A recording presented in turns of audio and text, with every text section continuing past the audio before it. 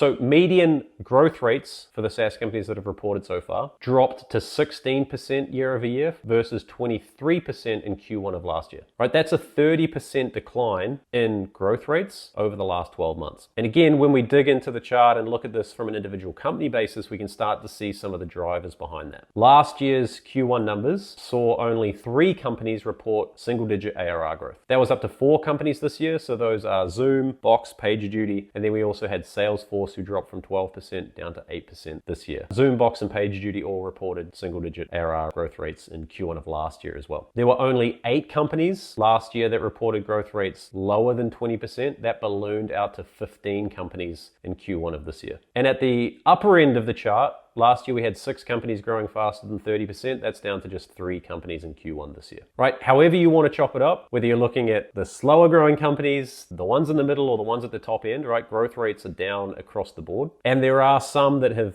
moved quite sharply year over year. So when we take a look at this chart, we can see Atlassian's growth dropped 22 points year over year. SentinelOne was down 17 points. Procore and Veeva saw 10-point reductions in ARR growth. And HubSpot was down 8 points from 24% to 16% year over year. Now, some of this is natural, right? As these companies get larger, it becomes harder to generate high rates of ARR growth. But the drop-offs here seem significant, right? This isn't kind of an orderly decline. There are some really big swings here year over year that we're starting to see, right? We saw them in Q3, we saw them in Q4, we're seeing them again here in Q1. These growth rates are really starting to drop at a quick rate. And it's not just for kind of the average performing companies, right? Some of the companies that have historically grown very steadily and very strongly, right? And I'm thinking companies like Atlassian, Veeva, right? HubSpot, even they're struggling to grow in this environment, right? Which tells you something about how difficult it is to generate top line growth at the moment.